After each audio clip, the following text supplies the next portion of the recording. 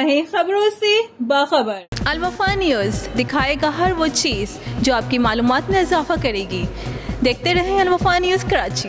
मैं हूँ साकिब सिद्दीकी, आप देख रहे हैं अलवफा न्यूज़ कराची। आपको अहम खबर से आगाह करें कि पाकिस्तान तहरीक इंसाफ के लॉन्ग मार्च के जो शुरका थे इमरान खान के कंटेनर के करीब, उन पर फायरिंग की गई है। अस्सलाम नाज़रीन, मैं हूँ आपकी होस्ट सारा से। हम मौजूद हैं कैंट स्टेशन में, जहाँ सैलाब के 22 ट्रेनों की आमदोरफ्त बंद की गई। जी नाज़रीन, मैं हूँ साकिब सिद्दीकी, आप देख रहे हैं अलवफा न्यूज़ कराची। इमरान खान के लॉन्ग मार्च के ऐलान के बाद सियासी पारा मुल्क में हाई हो चुका है। जी नाज़रीन, हम भी जानी लोगों की ख्वाहिश है, जरूरी नहीं कि हर इंसान की हर ख्वाहिश पूरी हो। शहर कायद में स्ट्रीट क्राइम का जिन बेकाबू हो गया है। हम थे 8 से कराची में, जहां फनकारों ने अपने फन का मुजाहरा किया, जिन्हें देखने के लिए आवाम की खासी तादाद मौजूद थी।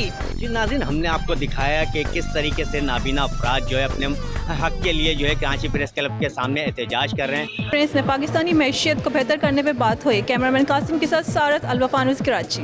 Pakistan association of press photographer की जानिब से जो है फैमिली पिकनिक का अरेंज किया गया है, वो भी ड्रीम वर्ल्ड में, जिसमें आबाद के चेयरमैन हनीफ मेमन ने मुकम्मल सपोर्ट का ऐलान किया।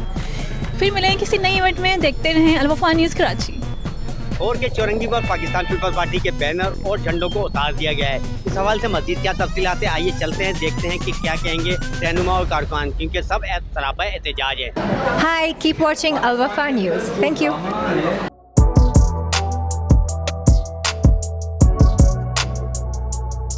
इस पर लाइक और सब्सक्राइब तो बनता है। Thank you.